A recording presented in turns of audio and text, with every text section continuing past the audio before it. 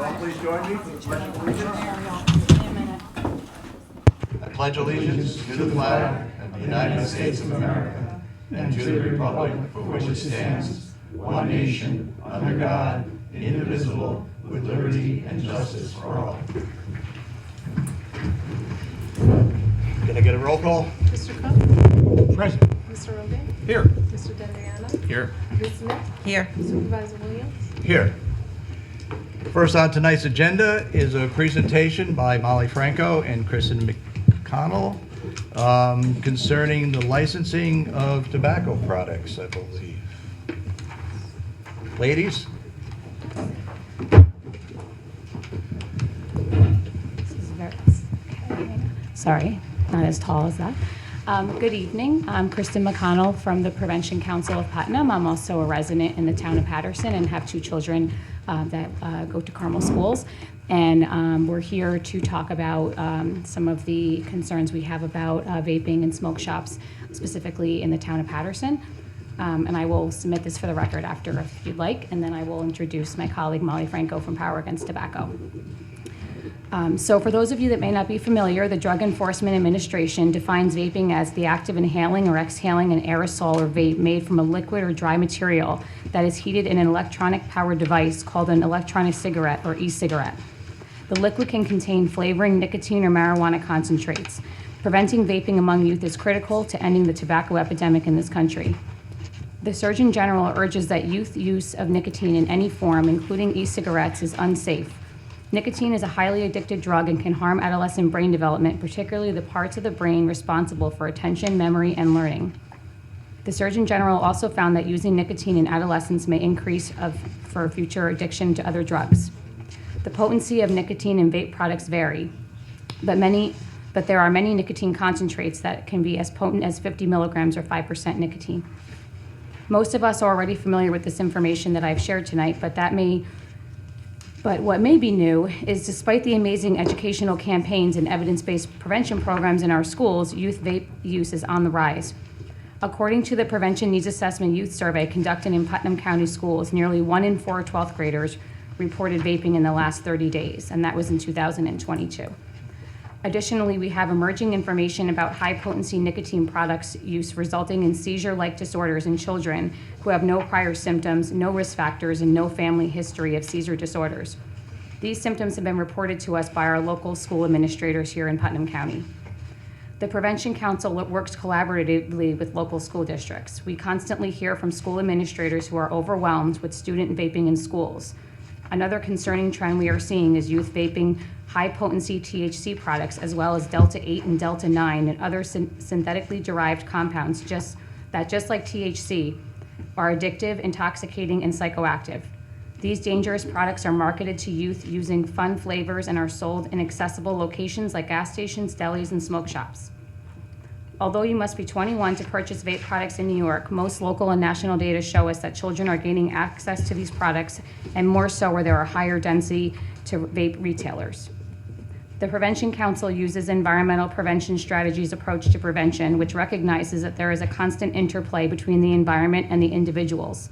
Health behaviors, choices, and perceptions are all impacted by where we live and determine the level of risk individuals and communities experience. Strategies such as reducing access and availability of vape products harness the ability to shape an individual's behavior by structuring what is expected or permitted in a specific environment in a positive way. Youth vaping is a public health epidemic in this community, and we all play a crucial role in preventing the next generation of young people from ever trying vaping and potentially saving thousands of lives here in Putnam County. So I'm going to shift gears a little bit and ask Molly to come up, and she has slides which were submitted, and Molly will go into a little more detail about what we could possibly do in Patterson to prevent some of the things that I discussed from occurring. So thank you.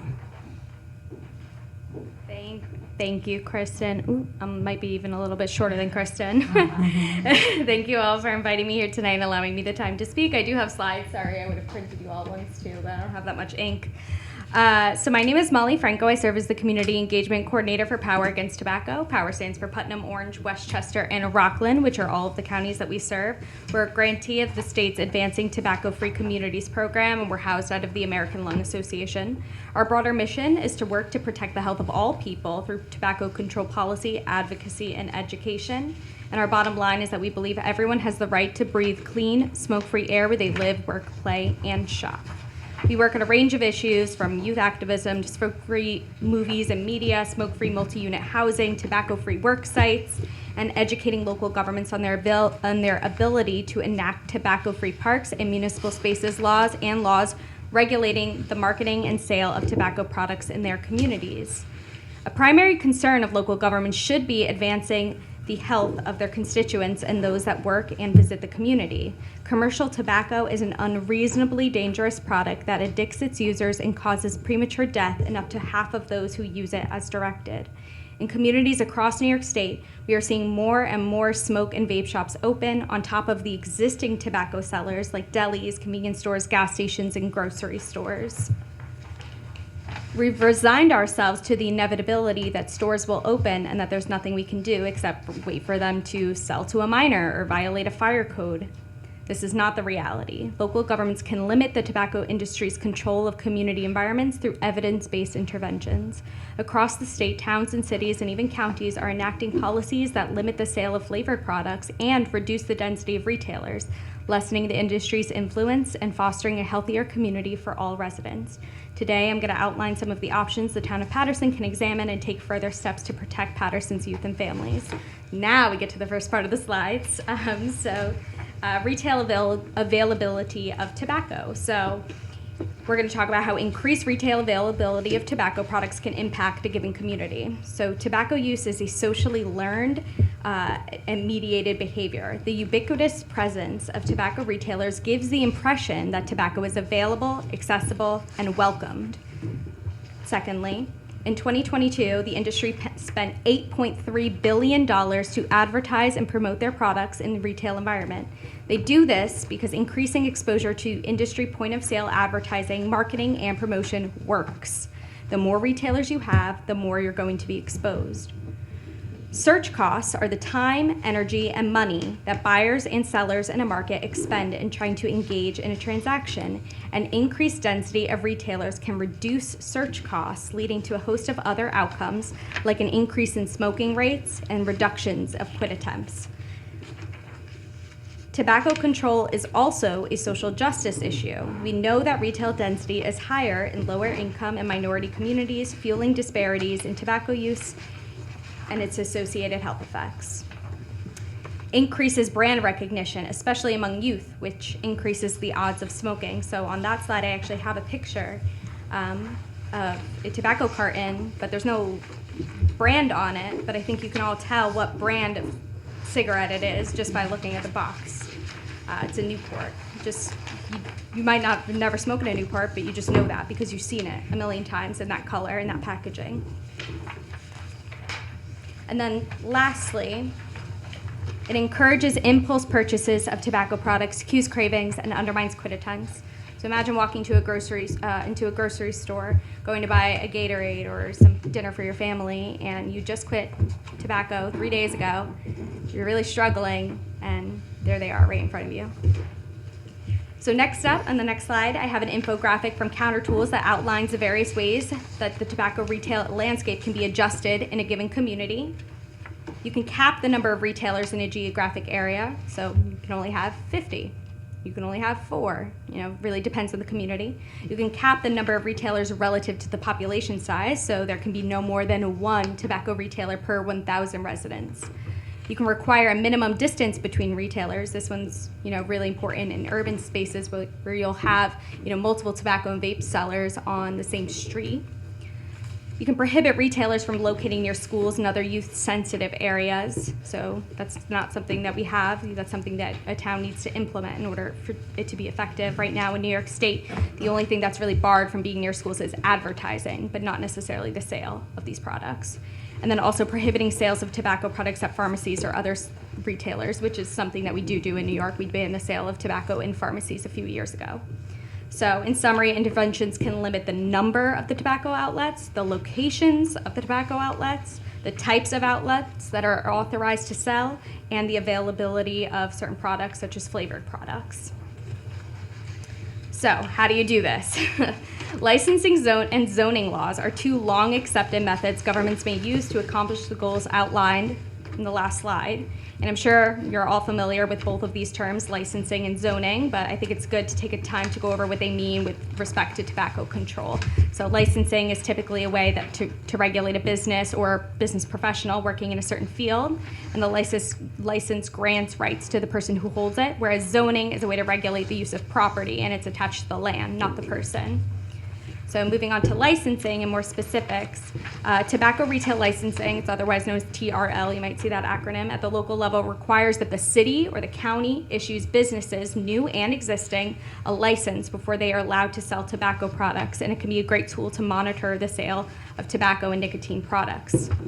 So it gives the local government the authority to require that retailers obtain this license. You can put conditions on that license that the retailers have to meet. So things like the location, the number of stores, the products sold. Retailers who do not comply can face fines and other consequences, including having their privilege to sell tobacco products suspended or revoked. And through a local license, a government may set consequences for violation of federal, state, or local law by stores in their communities. And then with the licensing fees that you would collect, that can be used to fund implementation and enforcement of the tobacco retailing licensing system, because I know that's usually an issue is enforcement. How are we going to pay for this? You just use those fees to go back into that system. Next up, I have an example of a tobacco retail licensing law that is in effect. It's in the city of Newburgh in Orange County. It's actually where I'm from. They have what is considered to be a very comprehensive licensing ordinance. So in 2015, the city imposed a local licensing requirement for retailers selling cigarettes, cigars, e-cigarettes, and other tobacco-related products. So it's not just your smoke shop or your vape shops that are becoming really popular. It's your bodegas, your delis, your convenience stores as well. Eligibility is determined by the city clerk, and violations are enforced by the police department, and the fire department is permitted to inspect. Whereas before, without that local license, that responsibility is being all on the health department, on the county health department, which is burdening them. But this is allowing you to kind of take those matters into your own hands. It doesn't have to be the police department, but that's just the example here. If owners refuse an inspection, the city can get a search warrant, which you currently can't do. You actually can't inspect tobacco retailers on the grounds of their tobacco licensing. You can't do that. They can deny a search. It bans tobacco sales within 1,000 feet of a school's property line. And lastly, and this one's pretty important to reducing the overall number of stores, it reduces the number of outlets by issuing only one new license for every 2 non-renewed or revoked. So you're slowly chipping away the number of tobacco retailers in a given area. So that's something that the city of Newburgh did. I think I have that given to you guys, and I can also email it as well, that ordinance. They're also currently going over it, I think, to kind of figure out where marijuana fits into that. It's not something I'm going to be touching on, but in the future, maybe that can be explored. Next up is zoning. Zoning laws govern the physical nature of the building and the ways the buildings are used in a particular area. They divide cities into different areas and limit the kinds of uses that are allowed in those areas. Conditional use permits give lawmakers the ability to decide what is permitted and what is prohibited in a zone. And zoning ordinances are generally used to keep incompatible uses of land apart from one another. And when used in conjunction with a conditional use permit, zoning can accomplish results that are very similar to the licensing results that I just outlined. It's the primary way that governments can shape a community's land and therefore shaping your community in general. And it grants the ability to establish density or proximity restrictions, so similar to that previous one. But I have another attached example, and this is done through zoning code in the village of Lowville, which I believe is in Lewis County, a bit more recent in 2021. Smoke shops and tobacco stores are relegated to the auto commercial zone and must obtain a special use permit. And it requires that tobacco stores shall not be located within 1,500 feet from a school, public or private, not only just a school, but a family daycare home, a child care facility, a youth center, a community center, a recreational facility, a park, a church, or religious institution, a hospital, or basically anywhere where a child is gathering in that community. A smoke and a vape shop and tobacco store cannot be located within 500 feet from another one. So it's reducing density, in those really populous areas. And it also requires that they must post clear signage, which then the town can then enforce if that's not happening. Only one smoke shop and tobacco store is allowed at a time per 3,000 village residents. I think the population of Lowville sits just above 3,000, so that basically means they can only have one. So those are a few of the various options. I'm not going to instruct you on which one you should do. Obviously, when you're looking at benefits, you want to look at what is the most comprehensive policy and then kind of see where that fits in with your community. I'm not allowed to specifically advocate or lobby for any specific one policy, but I just wanted to present you with all of the options besides licensing as well, or is also zoning. Licensing, I do find, can allow you to customize a little bit better, though, so I will say that. And then on the last slide, you just have my contact information. I also have my card attached for you, and I can provide other model policies, sample policies from towns with similar demographics and goals. We provide technical assistance, and we can also connect you with the Public Health Law Center, which they provide an even better free service with actual attorneys who can go over policies with you to make sure that they are legally sound. That's it. Hopefully I didn't take too long or speak too fast. No, thank you very much. Yeah. Molly and Kristen for bringing this up to us. Clearly, with the incident that happened where we ended up with a smoke shop, which was right across from a daycare center, we recognize that we need to change some of our policies and practices in doing that. And we're going to have to take a hard look at how we're going to do that. Molly, I've got a question for you, though. Are you aware of any communities that have actually outlawed tobacco sales within their whole community? Not tobacco sales. I've seen, public use of tobacco. I've definitely seen that. I think the village of Scarsdale actually says that they can't use it on any public space, but I haven't seen any towns that actually outlaw the sale of tobacco, not under my knowledge. That'd be pretty radical change. That's also something to consider is the grandfathering in of retail stores. That's something that is usually considered in the making of these policies because you don't want to upset the current store owners that are already existent. I've never seen that, but I will definitely look into it. Yeah, and I agree, that's very radical. Unfortunately, there are still people who believe that smoking is a good habit. Yeah. But I'm concerned about, the density requirements and how restrictive we can be. Right. And not being subject to challenge. Yeah, I think that's the balance with public health is you're kind of infringing on civil liberties and, it's kind of a weird balance you have to take. But I think it's important that you take action on this now before it becomes an even greater issue because it's going to be harder to enact something later when there's more shops. Not saying that, the town is going to be inundated with 1 million smoke shops, but you never know. So it's important to act on this ahead of time before you have 20 that now need to be grandfathered in. So something to think about. Oh, I absolutely agree. Yeah. In fairness, though, I believe it was the town of Carmel that had so many shops that were being put in that they put a moratorium on it. Yes, they did. To be able to look because they were popping up all over the place. Yeah, and unfortunately that moratorium lapsed. So that Yes. often happens where towns put in a moratorium, for 6 months and say they're going to really work on the issue. But then there are really no permanent solutions being made, so it's unfortunate. I like the example that you gave for Newburgh and having the police department directly involved with enforcement. Obviously, we don't have our own police department in Patterson. We would have to work with obviously the sheriff's department or the state police. But I will tell you that there has been a push at the state level to move enforcement of this away from local health departments specific to vape because the enforcement has been a nightmare. Right. The police department don't really want to be involved in this, but the tobacco shops are turning into a front for a lot of illegal drug sales. And in my own experience, because I'm the enforcement officer for the county health department, finding people isn't working. Right. We're finding people more money than I've ever seen in my career. $10,000, $20,000. They make more on a money fine, off but they're making more money the off products of it. than they do. It's Yeah. not worth the challenge to. And we've just had pay the problems fine. all across, including in Patterson. We have cases going on right now. And so I like the idea of the police getting involved because we're sending people into dangerous situations. Some of these smoke shops are turning into, like I said, marijuana sales and the police have said, marijuana is legal now, so it's really just a licensing violation. It's not an illegal product. It's just that they don't have a license to be selling it.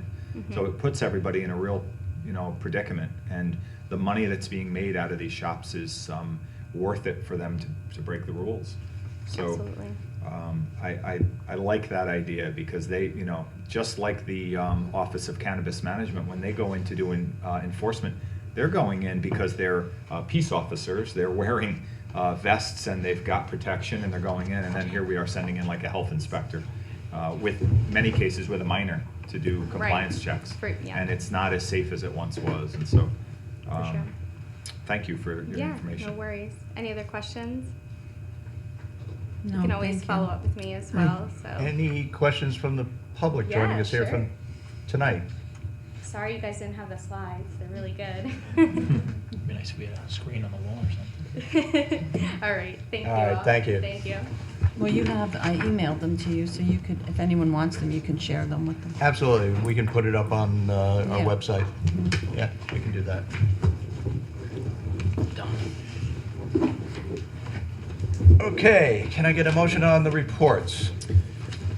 Make a motion to approve the following reports: the Code of Compliance for October 2023, Code Enforcement for October 23, Dog Control Officer for September 23, Patterson Fire Department, July 1st, 2023 to September 30th, 2023, and the Patterson Recreation, October 23. So moved. Second. All in favor? Aye. Can I get a motion on the supervisor's report?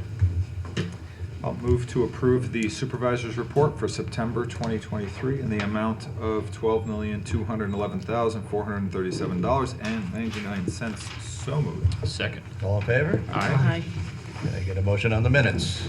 I'll make a motion we approve the town board meeting minutes of September 27th, October 11th, 2023, and the public hearing for the special assessment roll of October 11th, 2023. So moved. Second. All in favor? Aye. Where are we up to, the minutes? Order the bills. Can we, Yes, sorry. I'll make a motion to approve abstract number 20 dated October 27, 2023, in the amount of $390,454.34. So moved. Second. all in favor? Aye. We have a couple of budget transfers. Oh, that we do. We have budget transfer request number 30, and this is to reallocate funds to the highway machinery, equipment, and capital outlay account to purchase a small dump truck with plow. And we will be decreasing the snow removal contractual expense accounts by $76,292 and increasing machinery, equipment, and capital outlay expense accounts by $76,292. I'll make a motion that the town board approve budget transfer request number 30. So moved. Second? All in favor? Aye. Budget transfer request number 31 to allocate additional funds for the HR consultant costs to other contractual account. And this is moving $2,000 from contingent contractual expense accounts to other contractual expense accounts in the amount of $2,000. I'll make a motion for the town board to approve budget transfer request number 31. So moved. Second? All in favor? Aye. Budget transfer request number 32. And this is to allocate additional funds to the highway and sanitation, hospital and medical insurance, and CSEA dental and vision benefit. And we will be decreasing the state retirement account by $12,800 and decreasing the state retirement expense accounts by $7,500. And then we will be increasing the hospital and medical insurance account $10,000, increasing the CSEA dental and vision account $2,800, and increasing hospital and medical insurance expense accounts $7,500. So I'll make a motion that the town board approve budget transfer request number 32. So moved. Second? All in favor? Aye. Any opposed? Next, we have budget transfer, adjustment request number 33. And this is to allocate additional funds to the justices and ambulance personnel accounts for approved personnel changes and adjustments to the assessors, and I think there's adjustment to the assessor's medical buyout account. So we will be increasing fines and forfeitures account, 15,000, increasing ambulance charges revenue accounts, 20,000, increasing justices personnel services, 15,000, increasing ambulance personnel services, 20,000, increasing assessors medical buyout, $4,500, and decreasing hospital and medical insurance expense accounts, $4,500. I'll make a motion that the town board approve budget transfer request number 33. So moved. Second. All in favor? Aye. Okay, first on my agenda, we've received a project update on the Dorset Hollow Water District expansion. This is report number 3. If you go down through it, you can see we are coming very close to having a final design for Front Street. I have been having conversations with the consultant who is been retained by the town to prepare the design, and I am hopeful that at the next meeting, we will have the map plan and report and be able to start the process for actually expanding the district. So does anybody have any questions on? These are reports that are due from the Department of Health.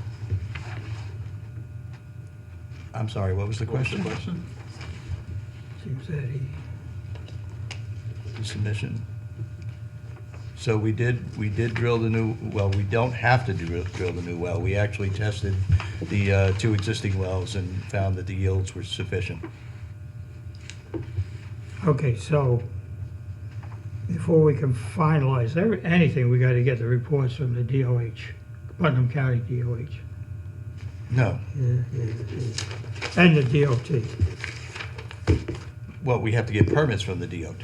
Yeah, Yeah, and we have to get approval from the health department, okay, right? yeah. Okay.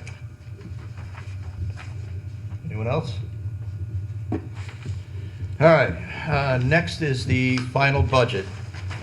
I direct everybody's attention to the sheet that you have here on proposed changes to the preliminary budget. I will go down through them very quickly. So the first one is in going through and taking another look at the preliminary budget. It was pointed out to us that we somehow omitted any training for the receiver of taxes. So we've added that back in. The change to the preliminary budget is $1,300. So I'd like to make a motion that we approve the change to the assessor's line 1330450 to add one, what? Receiver of tax. Oh, receiver of taxes, I'm sorry. To add $1,300 to that line and then decrease the contingency line 1990400 by $1,300. So moved. Second. All in favor? Aye. Any opposed? All right, the next is going to take a little bit of discussion. The EMS administrator has made a request that we reduce his salary by $1,546 and actually add that to the assistant EMS administrator, $1,546. And there is no change to the budget if we make that change. However, I'm not so comfortable with doing that, and my recommendation would be that we take it out of fund balance. We don't change the EMS administrator's salary, but we just add $1,546 from fund balance to the assistant EMS administrator. Anybody have any questions Okay. on that? I agree. It's a nice notion that the supervisor said, take my increase and give it to my staff, but I think they're both deserving. Anyone else? Agreed. Commendable. All right, so I'll make a motion that we approve the change to the EMS administrator, assistant administrator's salary as heretofore stated. Do I have a second? Second. All in favor? Aye. Aye. All right. So just to be clear then, the third item, the EMS administrator, that one we're actually not, it's not approved, correct? But the fourth, Yes. yeah, so. Yes, correct. I'm just kind of keeping track here. Yep. And the last one, I'll let Trish talk about a little bit, but the bulk of this has to do with the addition of a 13th individual down at Highway.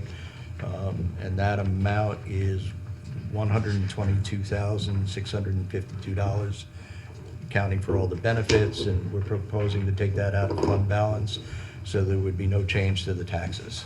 Trish, you That's want the to? highway fund balance. Highway fund balance, yes. You want to run down through the, you want me to run down through the rest of it? Oh, sure. Sure.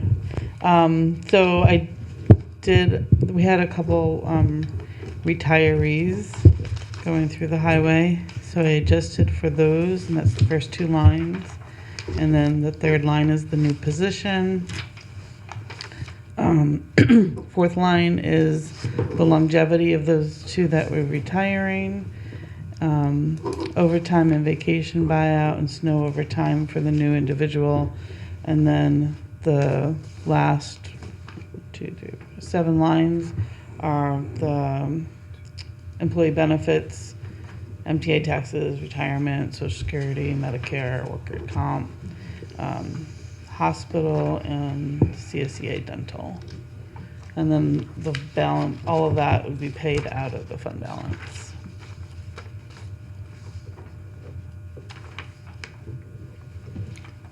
Anybody have any questions?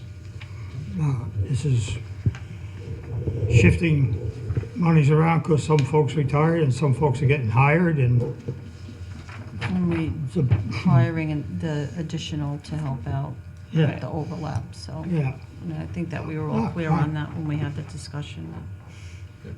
We're all in agreement. No change to the, what is it, 1.3 tax increase? It's not No. gonna change the taxes at all, because it's all coming from fund balance from highway. Okay.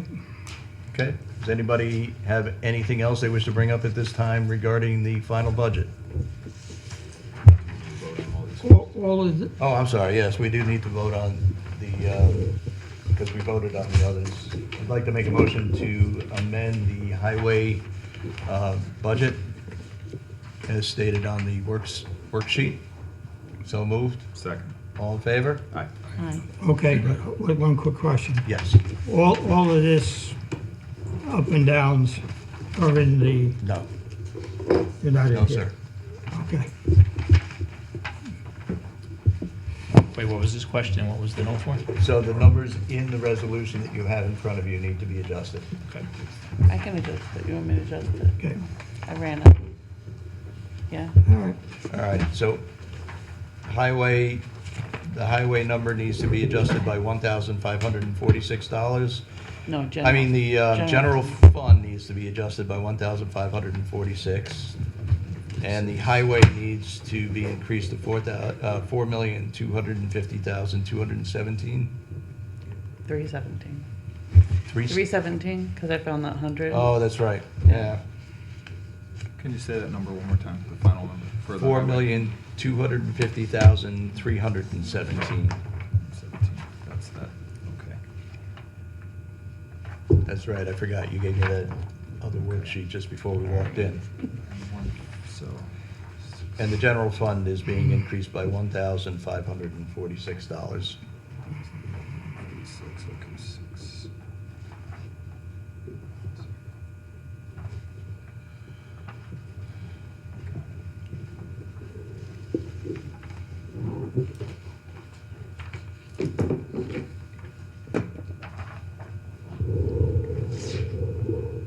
We good? with that, with those changes reflected in this resolution, I'd like to make a motion to introduce the adoption of the final budget for 2024 and ask that it be entered into the record as read. So moved. Second? All in favor? Aye. Aye. No. Any- Pete said no? No. Okay. Mary? Aye. Okay. Last on my agenda is a request by a property owner for a licensing agreement. I believe you all have this sketch in front of you. Yep. All right. Anybody have any questions about what's going on here? Yeah, who's paying for the wall? They are.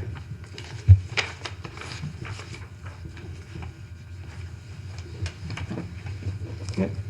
All right. So this is a licensing agreement to allow a retaining wall and parking area that will be located at 124 Lakeshore Drive. We do have a recommendation from the highway superintendent, acting highway superintendent, soon to be the highway superintendent,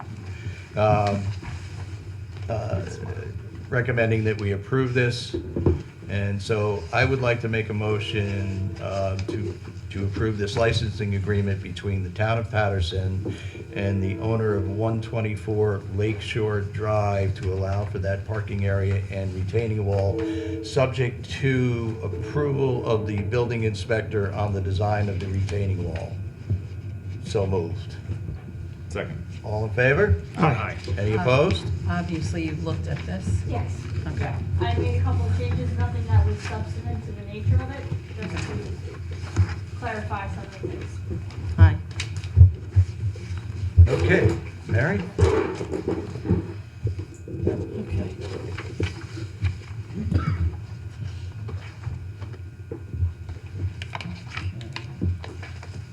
So the first item on my agenda is the Putnam Lake weed mats.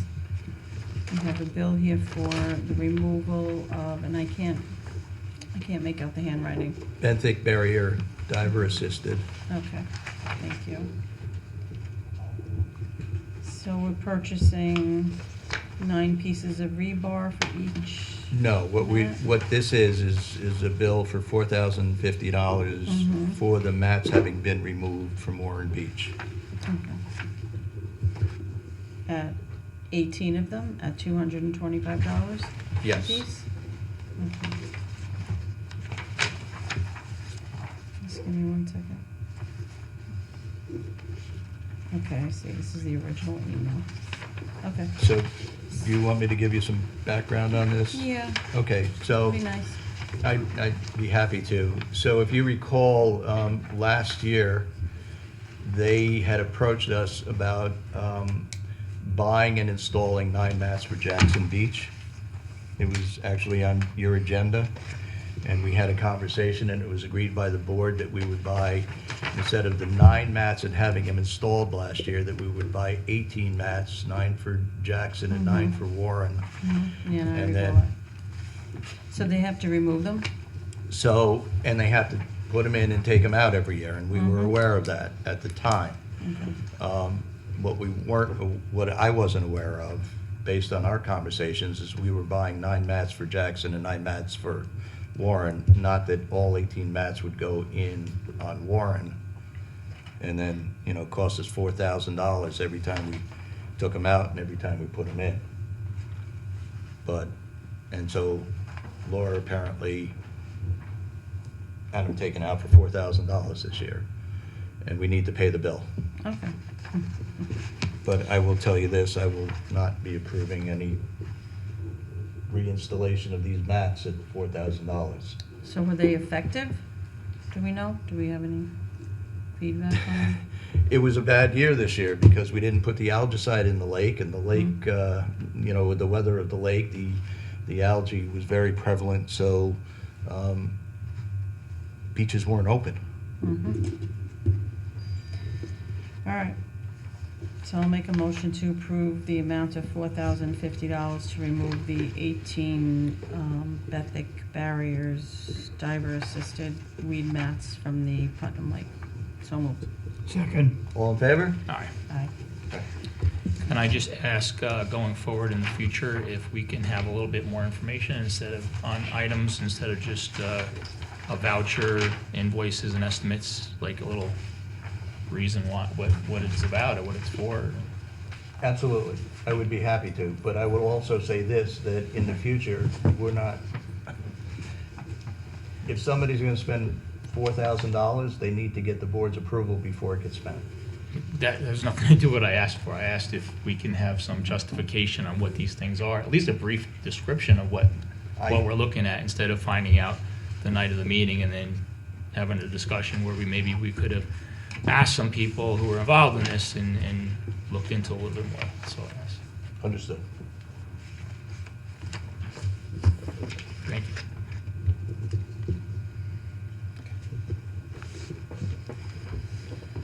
All right, snow bids. So, I see we have a, response from Mr. Vincent Murray regarding our last tabling of the snow bids for the snow removal coming up. And then another response from Dennis Mays. So we are now at another discussion. I happen to appreciate Dennis's additional email outlining exactly what his issues were. I know he said that he had originally, last meeting, said that he had documented 17 times that he had tried to reach out and speak to this company, and Mr. Murphy got back with us, advising us that I guess his complaints were regarding an area that wasn't included in the bid to be maintaining, and that he's been doing it himself. That I just want to point out that I have a little issue with, because I don't think he should be mowing what's not included in the bid, because it's really, a safety issue, it's liability for us. I'm sure you probably agree with that, Jamie. But Dennis is saying here really that's a lack of communication, and he's pointed out that if we go with Maypac Landscaping, that the difference should only be $1,400 from last year's contract, unless you have other information. I looked at the numbers, and it's pretty close, maybe short 100 or 2. It might be more.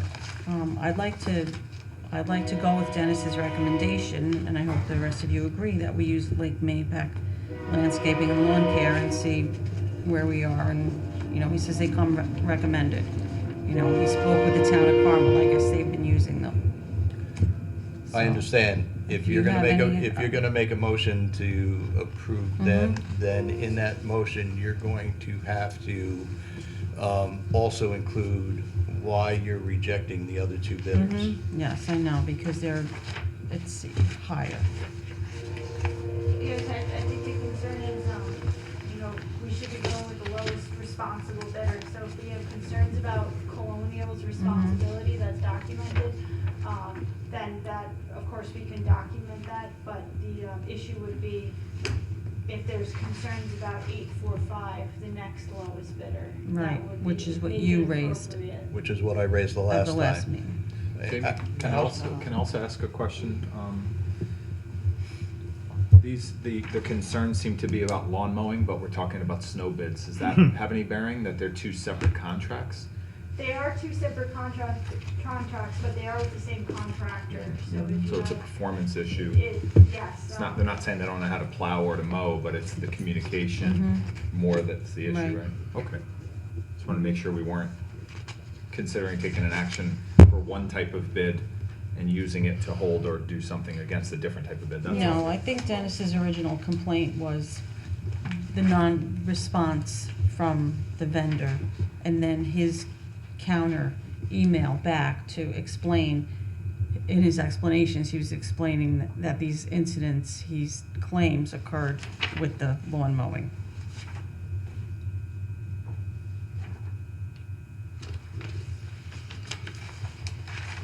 So do you want to raise issue with 845, or? I don't have any information on 845. So 845, I don't believe has ever taken the snow bids. However, they have taken the lawn bids, and I think they performed fine. Better than fine. Okay. But that wasn't what you said last time. You said you had issues, but no major issues. No, not with 845. Yeah, the last meeting, I said, well, they were the lowest bidder, we were going to go with them, but you said we've also had issues with them. Did Dennis raise any issues with 845? We've used them before? You said Yes, we have? yeah. Okay. So then we'll go with 845, if you all agree. I'll make a motion to approve 845 in the amount of $13,500 for the time frame of December 10th, 2023 through March 16th, 2024. And for each additional storm event from 23-24 season occurring before December 10th, 2023 or after March 16th, 2024 in the amount of $1,200 in response to complaints and dissatisfactory performances from Mr. Dennis Mays. Will be taking the second lowest bidder, 845. So moved. I Do we don't know have a if I got second? all of that. Well, I guess we, Second, but with a comment, I appreciate what Mary's saying, only that the correspondence between our building guy, maintenance guy, and Colonial is all on landscaping. You point out, I thought of this before, and that, again, we're talking about snow removal. And honestly, I don't think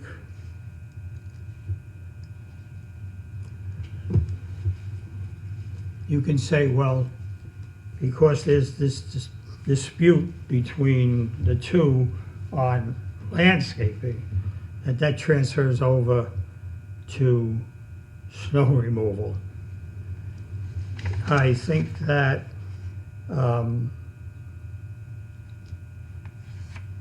Mr. Murphy, we now have his attention on what's going on here. So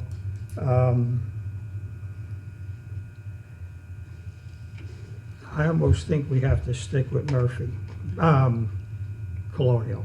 Well, like we just talked about, it's not the performance of them removing the snow or the actual not doing a good job mowing lawns. It's the communication issues, the issues with Mr. Mays, and our building and grounds guy, and that company. So, you know, I don't think it's an issue with. So I think that would cover. Like I thought we just said, that would cover both contracts. Would you like me to read Mr. May's email dated October 20th? You will have it. I'll let these guys talk first. All right, so listen, I'll chime in here. If we were talking about the lawn bids next year, then I think that there's merit that we need to reconsider, you know, who's getting our lawn bids. But, you know, Mr. Murphy has been doing the sidewalks in the hamlet now and town hall and around the rec center for many years now. We've had some difficulties with making sure that he gets around West Street, but at the end of the day, he's been doing, you know, a fairly good job, you know, getting the snow removed from the sidewalks, and he's done that in some very challenging conditions. So, again, I don't have a problem with Mr. Murphy and Colonial Town doing the snow bids this year. When it gets down to the lawn bids, you know, I think that's a different subject. And also to Charlie's Sean point, have to say? where we got his attention and, you know, maybe we'll give him another chance. I recall that this issue has been in past years, not just this year or this past year. It's been ongoing. I remember Mr. Mays complaining about this a few years ago, about having issues with the landscaper. And he has. And for So I don't know when whatever we're getting his reason, attention. you know, if I call him, I get a phone call right back. Dennis calls him not so much. Yeah, and Dennis is the one that has to, Yeah, deal he's the with one that should be taking lead on all this. What's the involvement of Dennis in the wintertime with the contact? I mean, I'm curious why Dennis has to be calling him at all. Once he gets the contract, he's obviously calling him because he has either something's not getting done, right? Something's not getting done. So that's obviously a concern. But if it comes to the snow removal, I get the whole point. If it seems like this communication issue is carrying over to the totality of the relationship, which is a problem. If somebody's doing the work and they just have to communicate better with this office, then that's frustrating. That's frustrating. And Dennis shouldn't have to deal with that. There's enough, work that he has to do than trying to track people down. But, yeah, it's difficult. Anyone else? There's a resolution here. We have a resolution right now. We have a second. All in favor? What, can you restate that motion? Sure. Is it, It was in favor for 845. You want the numbers again? no, it's fine, I just Okay. Make sure. making sure, yeah, Mhm. The second lowest bidder. for snow removal. Nancy and Mary had stated that because of the responsibility issue of the Mhm. first lowest bidder. We're all good? All in favor? Aye. Aye. Aye. Any opposed? None, I'm opposed. Charlie, did you vote? Oh, I mean,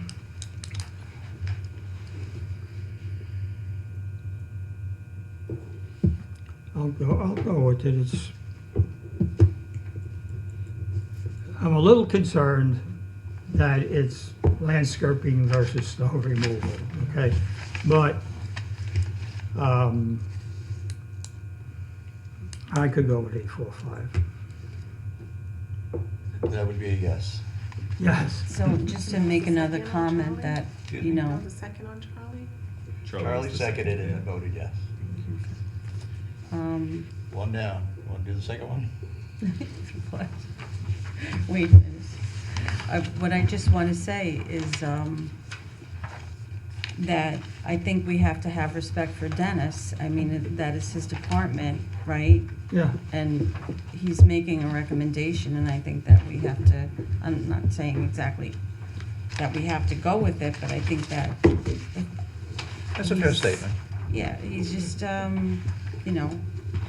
he's put his heart into that, and I guess he feels confident that someone else will work out better. Well, I hope to hear that somebody else worked out better, right? Okay, resolution? So what you're saying is it'd be great if Dennis gave us a report back in 6 months and said how the winter went and communication. Yeah. Yeah. And I think we should ask him for that also, rather than come with the bids and then find out, maybe we could have helped him before. So so we have a resolution for the acceptance of the bid for the snow removal, sewer and water districts. Whereas 845 has submitted the second lowest responsible bid. And I'd like to make a motion to enter this into the record as though read. So moved. Second. With, I'm assuming with the same qualifying information as the Yes. previous, right? Second, I changed the language from lowest to second lowest. Is that all right? What I mean is the same, The same Yes. qualification of the issues with the first bid. correct. Yeah. Okay. You got a second. All in favor? Aye. Any opposed?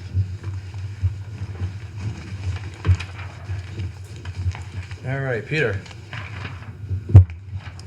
Peter. All right, Peter. Read the note.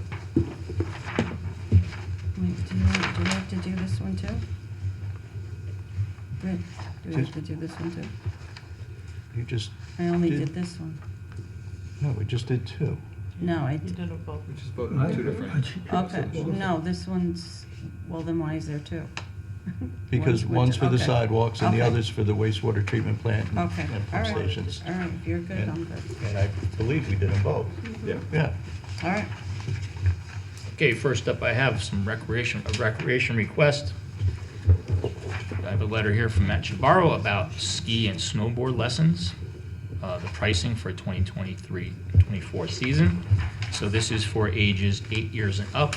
The following prices will be in effect for our 2023-24 ski snowboarding program in conjunction with Thunder Ridge. We have ski and snowboard lessons at Thunder Ridge Ski Area. Lessons only $363 a person.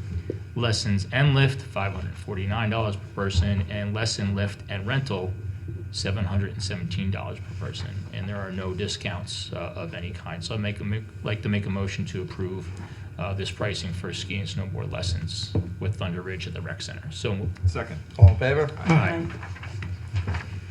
Next, I have a request here for the Putnam Lake Seniors Christmas Party. So the total expenses will be $2,200.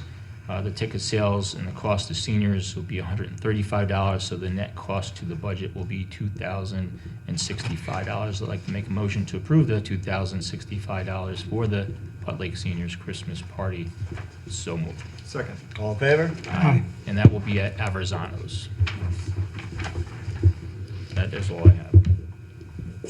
Charles? Pete, okay? Yep, I'm all set, thank you. Okay. Next, we have bond release for property on Vista Lane. And there was a bond posted for $3,540. And the improvements have been made, have now been completed, and certified by the town planner.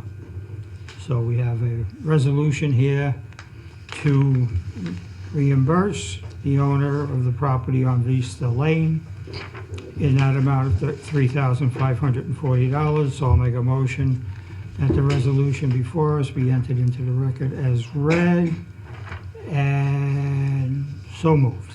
Second. All in favor? Aye. Aye. Any opposed?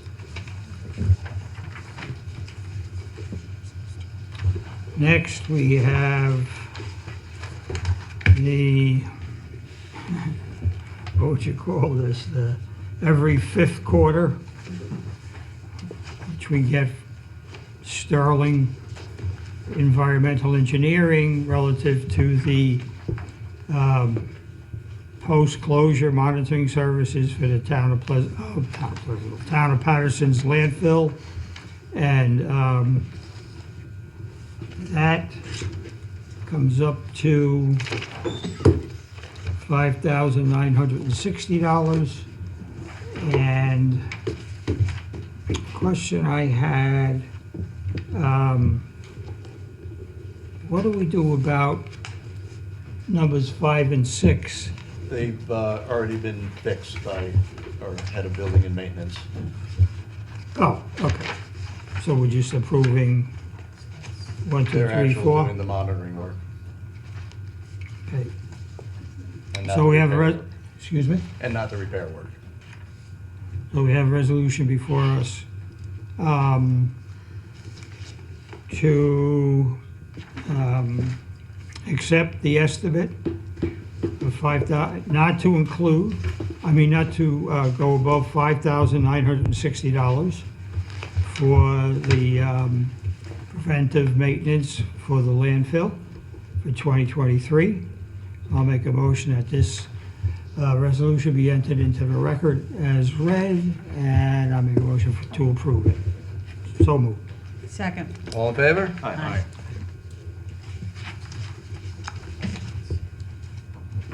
Sean? Okay, next up, we have spoken with our highway department. Obviously, Mary mentioned earlier, we approved an MOA to add an additional person to the highway department. We have some hiring that our acting highway supervisor would like us to take an action on. We have some excellent candidates that he and his staff have interviewed and would like us to consider hiring. So the first is a request to hire Dave Hinch to be the 13th position. That's the one that we approved creating. They believe that Dave would be a fantastic addition. He's worked in Dutchess County for many years in highway, and also has a lot of experience in the landscaping and seal coating business. So we have a resolution to approve the hiring of Mr. Hinch, just looking for his name on this here, David Hinch, as a full-time MEO. So I'll make a motion, we introduce the resolution and ask that it be entered into the record as though read for hiring Mr. Hinch for that position. So moved. Second. All in favor? Aye. And next is a replacement position due to a retirement in the sanitation department. Again, our acting highway superintendent, Mr. Foster, has requested to hire Jonathan Perugini to replace the vacancy left when Tyler Whitcomb was promoted and Frank Grady's retirement. So I will introduce the resolution to hire Mr. Perugini upon the request of Mr. Foster, our acting highway superintendent, and ask that the resolution be entered into the record as though read. So moved. Second. All in favor? Aye. Lastly, we are looking to replace a very outdated, and I loved the, Ed, I loved the statement that we are, this small dump truck that you're using from 2013 is living on borrowed time. Probably no more fair statement than that. They have sought out and received bids for a truck that will replace this old, this truck doesn't sound like it owes us anything, a 2023 Ford F-350 gas small dump truck for the amount of $68,789. We actually approved a budget transfer earlier tonight related to that. Plus And- $3. Sorry? There's a $3 fee in there. A $3 fee, comptroller. 92. Okay, plus the $3 fee as mentioned. Make a motion that we approve the purchase of this 2023 Ford F-350 as requested. So moved. Second. All in favor? Aye. We have the plow, did you include that? Say again? Plow was in the reso. Yeah. That's part of the approval. Okay.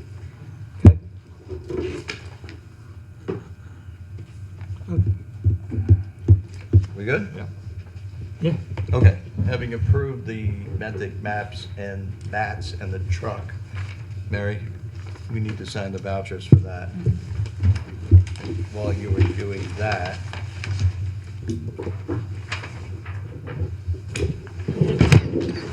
so,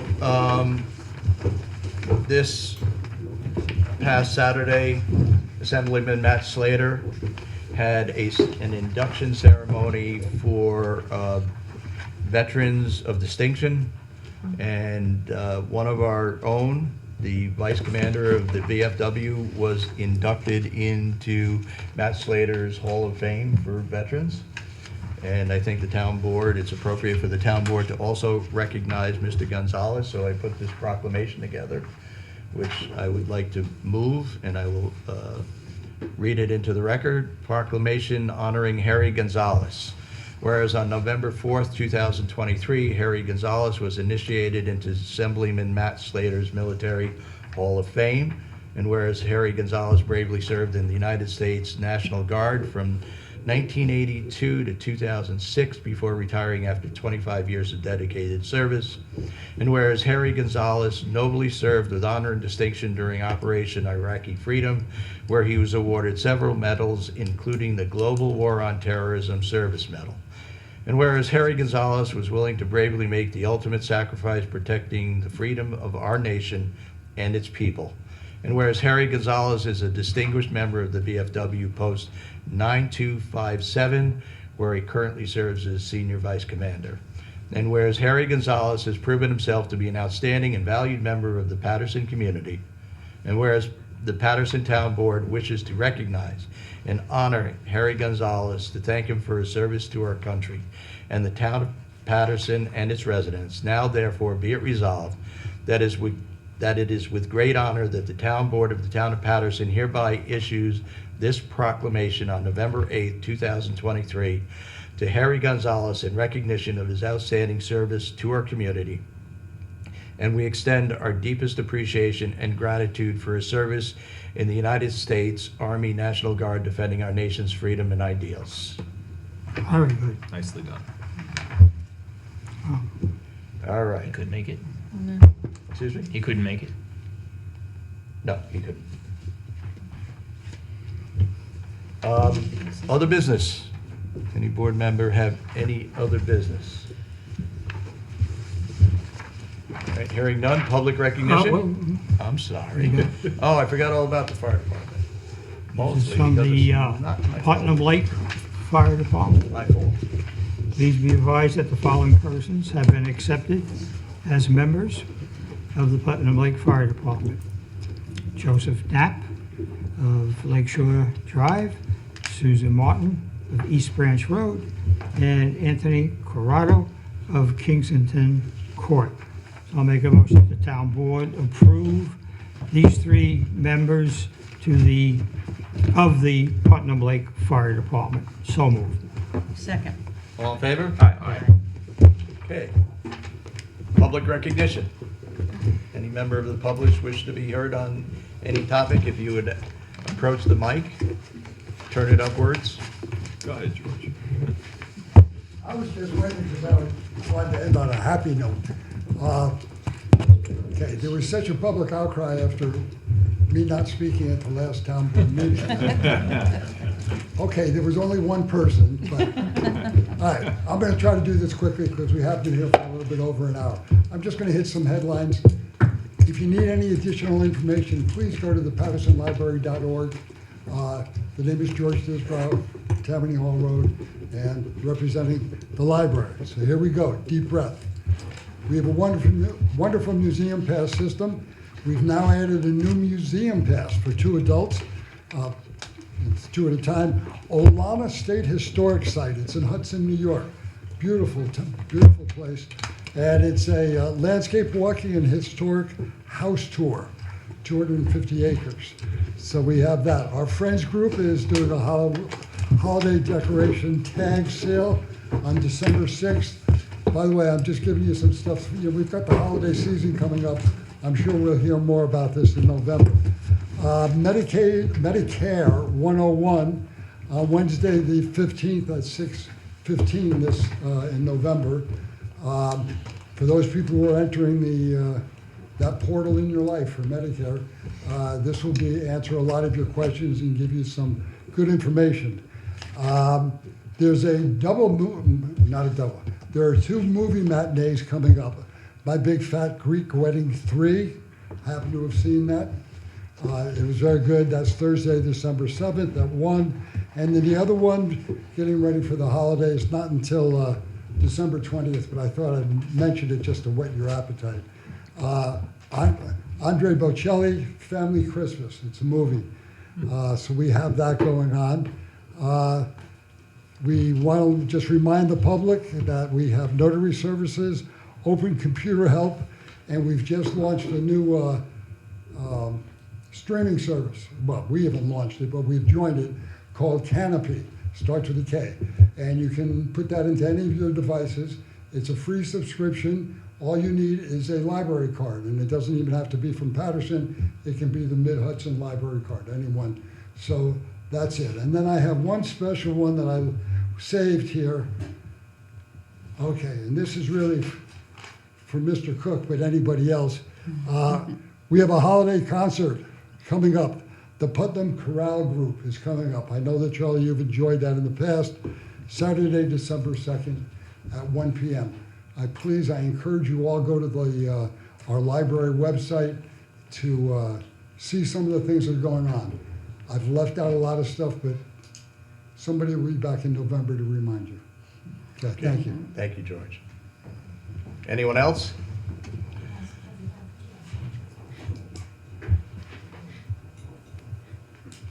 Phil Capalbo, Town of Patterson Highway. The 3rd of December will be 20 years with the Town of Patterson. Can't believe it. We've seen a lot happen. Yeah. So, but I want to start by thanking the board for approving all the hires, the MOAs that you worked with us on to get us a 13th guy, which I'm not sure if everybody in the public understands that at some point that will be back to a 12th, bringing it back to a 12th. But it fills a gap of a problem that not everybody may be aware of.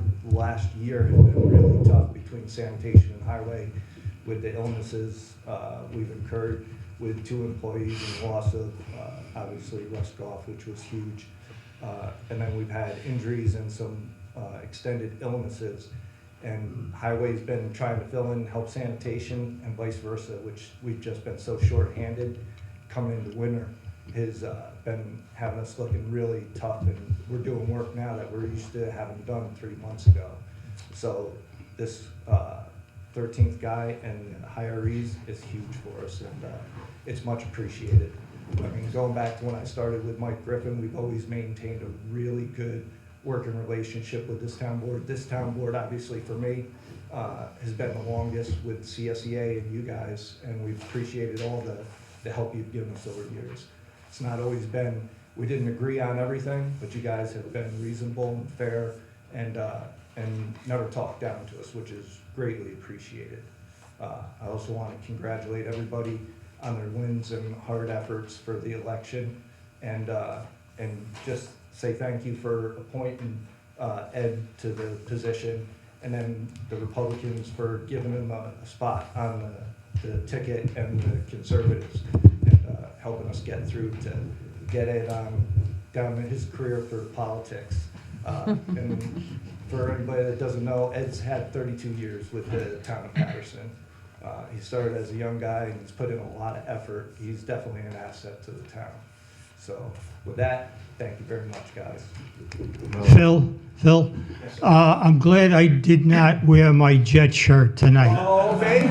Yes, sir. We got one win. I'll take it. We both didn't look good, Charlie. So Phil, I just want to add in here that, we have an absolutely outstanding highway and sanitation crew. The guys are conscientious, they care about this town, and they show it every day out on the roads. And our roads are some of the best maintained, especially when we have inclement weather. So it's easy to work with the highway department who, is so supportive of the town, and we're happy to help you out any way we can. So I appreciate it. thank you. It's very much appreciated, believe me. Thank you to everybody up there. Yeah, I just Thank want to you. echo that as well. I do a lot of traveling, and not only during the summertime or the rest of the year, we have the best roads around. But during storms, I know I come home from work sometimes and I'm traveling far and it's just miserable. Then we get to Patterson and the roads are so much better. So That's appreciated. Yeah, This year we was appreciate really you tough. guys. There was about a month or two going back about 60 days. We were worried about coming up on this winter, between employees and equipment. We were like, all right, this is going to be a fight, and like I said, with your guys' help, we've cinched up a lot of stuff in a short time to get us back on track. So, thank you very much, guys. You're welcome. Thank you. Thank you. All right, at this point, we'll open the meeting up to anybody joining us by Zoom. If anybody joining us by Zoom has any comments or questions, if you would unmute and state your name and address for the record. Yes, it's Peggy Burns. I'm president of Putnam Lake Seniors. I'd just like to make a correction on what you approved tonight. Avisanos, we're not having the Christmas party at Avisanos. Avisanos is catering it at the rec center. Well, thank you for that correction. thank you. I know it. Thank you. Is there anyone else? Still good food. Sons is very good. All right, I would just like to remind everybody that this weekend, this Saturday, is Veterans Day. There is a ceremony at the Putnam Lake Monument at 11 o'clock. I hope to see you all there. I know I will see some of you there, for sure. But it's a very important day to remember our veterans, so thank you. With that, I'll entertain a motion to adjourn. Motion to adjourn? Do I have a second? All in favor? All right. Aye.